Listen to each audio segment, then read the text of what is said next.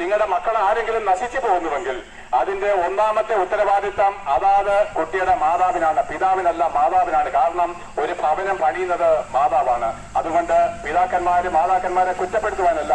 നമുക്ക് ആരെങ്കിലും യൗവനക്കാർ നിങ്ങളുടെ ജീവിതത്തിൽ നഷ്ടപ്പെട്ടു പോയിട്ടുണ്ടെങ്കിൽ, മദ്യപാനത്തിലും വെറിക്കൂത്തിലും അമ്മയപ്പന്മാരെ തള്ളി അവർ കടന്നു പോയിട്ടുണ്ടെങ്കിൽ, ഇത് നമുക്ക് അതിന്റെ അവരുടെ പിതാക്കന്മാർ അനുദപിച്ച് കർത്താവായ യേശുക്രിസ്തുവിലേക്ക് മടങ്ങി വരണമെന്ന് ഞങ്ങൾ ഉദ്ബോധിപ്പിക്കുകയാണ്. സ്നേഹിതരെ, യേശുക്രിസ്തു ആരാണ്? ഒരുപക്ഷെ ഇവിടെ എല്ലാവർക്കും അറിയാം, യേശുക്രിസ്തു മരിച്ചു, യേശുക്രിസ്തു ഉയർത്തെഴുന്നേറ്റു, യേശുക്രിസ്തു മടങ്ങി വരും. അത് ഏവർക്കും അറിയാവുന്ന സംഗതിയാണ്. എന്നാൽ സ്നേഹിതരെ, ക്രിസ്തീയ മതക്കാരോട് സംസാരിക്കുമ്പോൾ അവർ പറയും യേശുക്രിസ്തു പാപികൾക്ക് വേണ്ടി മരിച്ചു. ഒരു കൂട്ടര് പറയുന്നു യേശുക്രിസ്തു നമുക്കെല്ലാവർക്കും വേണ്ടി മരിച്ചു. ഞാൻ ചോദിക്കട്ടെ, യേശുക്രിസ്തു പാപികൾക്ക് വേണ്ടി മരിച്ചത് കൊണ്ടോ യേശുക്രിസ്തു നമുക്കെല്ലാവർക്കും വേണ്ടി മരിച്ചത് കൊണ്ടോ എനിക്കെന്താണ് പ്രയോജനം?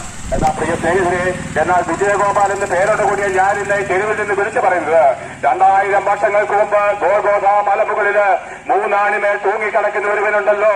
ഇതാ ചങ്ങലകളാൽ ബന്ധിക്കപ്പെട്ടവനായിട്ട്, ചമ്മട്ടി കൊണ്ട് അടിക്കപ്പെട്ടവനായിട്ട്, ശരീരത്തിലെ മാംസകഷ്ണങ്ങൾ ചിതറപ്പെട്ടവനായിട്ട്, മനുഷ്യരുടെ മുമ്പിൽ തുപ്പലേറ്റവനായിട്ട്, ഏറ്റവനായിട്ട് ഇതാ തൂങ്ങിക്കിടക്കുന്ന കർത്താവിന്റെ രൂപമുണ്ടല്ലോ.